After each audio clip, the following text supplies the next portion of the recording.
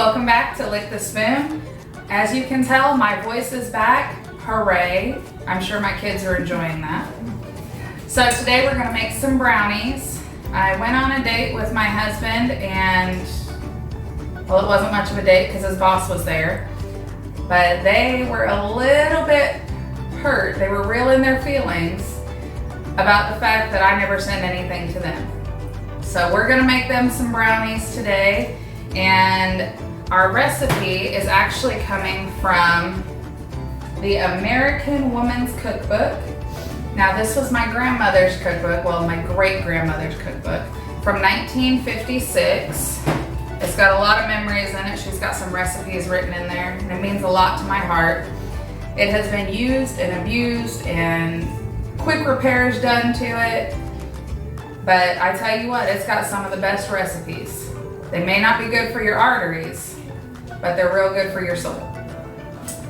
So we're gonna go ahead and start now.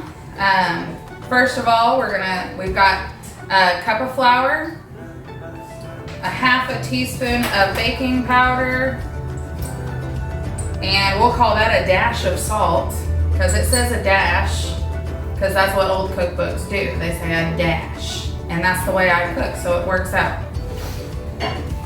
So then it calls to cream, shortening, and sugar together. We've got 6 tablespoons of shortening.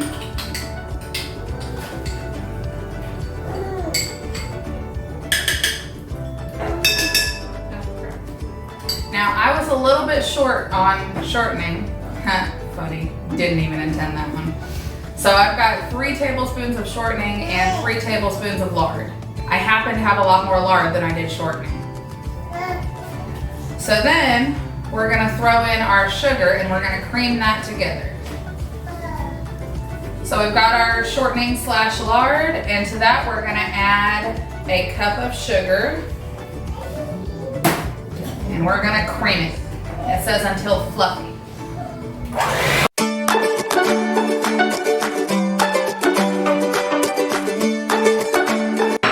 It looks fluffy to me. Does that look fluffy to you? So I'm a little short on bowls today. So I went ahead and mixed our next 2 ingredients, which are 4 tablespoons of honey and 4 tablespoons of corn syrup. We're gonna throw those in there.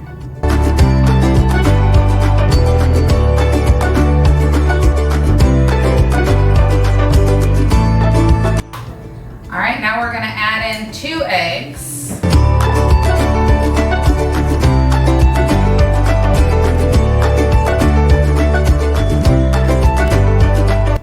Alrighty, so now we've got 2 ounces of melted baker's chocolate. Would have been really cool if I could spell out, I could do like an LTS on there, but I'm not quite there in my culinary capabilities.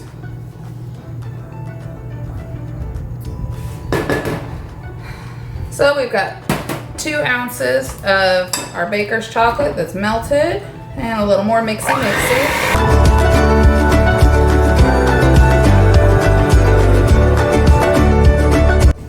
Now we're gonna add in our dry ingredients that we mixed earlier. Just flop them right on in there. And then we have 2 tablespoons of hot water, or at least it was hot when we started. And 2 teaspoons of vanilla.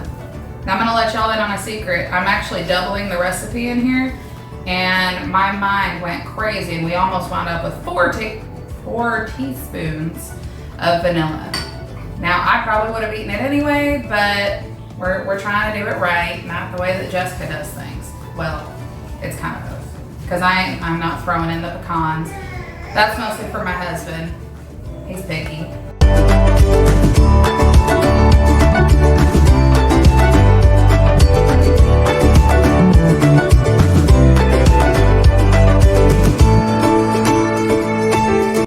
That's all mixed up. I'm just gonna scrape the edges a little bit and kind of make sure everything's cohesive and I didn't miss anything on the bottom. There was actually some of that nice melty chocolate down at the bottom that's now going through there.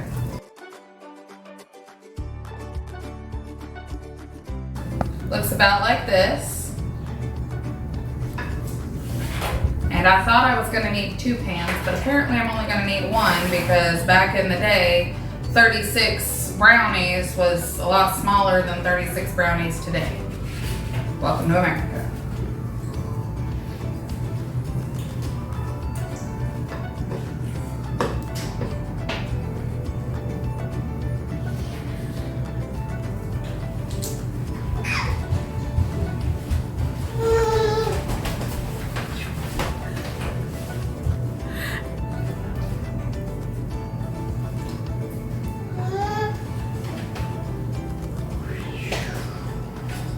Now before we put this in the oven, I'm gonna do a little tasty taste. Was that the little thing? What was it? Caution. Do not eat raw eggs or raw flour.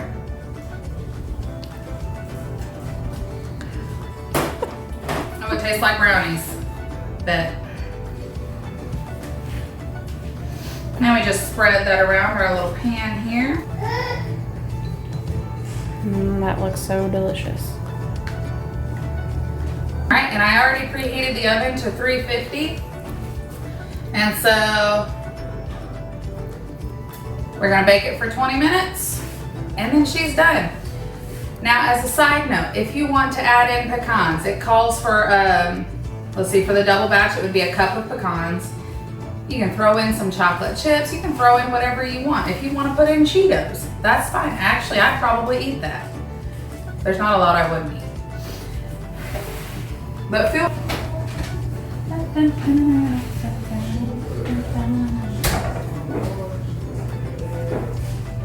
Here, we're gonna get a close up on this.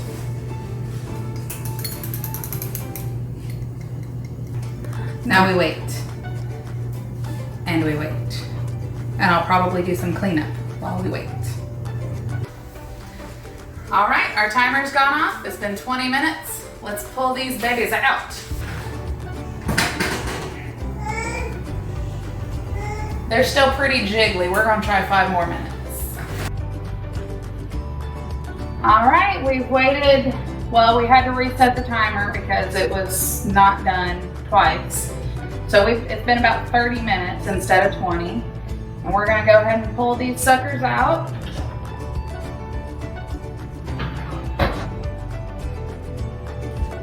And we'll do the toothpick test on it. Stick it in there. She's nice and clear. Let's pull this right out.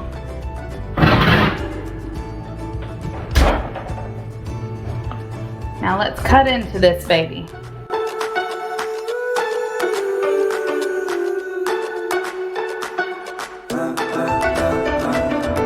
Now I'm trying to figure out how they supposedly made like 70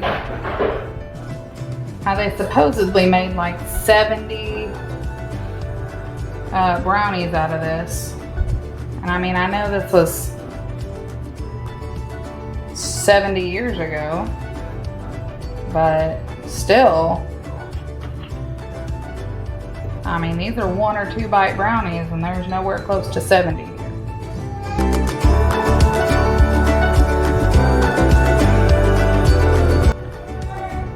All right, I'm gonna get one. I'm a corner person. I love a corner piece.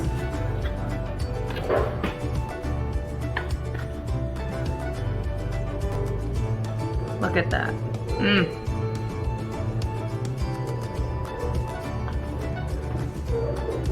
That's real grandma's cooking. I mean, it doesn't get more authentic than this.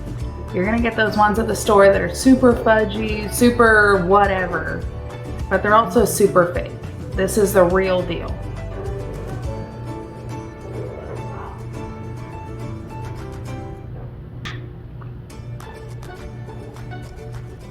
This tastes like I never want to put it down. Now, I know my husband and his boss are going to be watching this, and I need them to know that this is really, really difficult for me to put down. Let's just get one more close up of these brownies and then we're gonna call it a day. Thanks guys. Remember to like, share, subscribe. The recipes will be in the description. I don't know what else to say.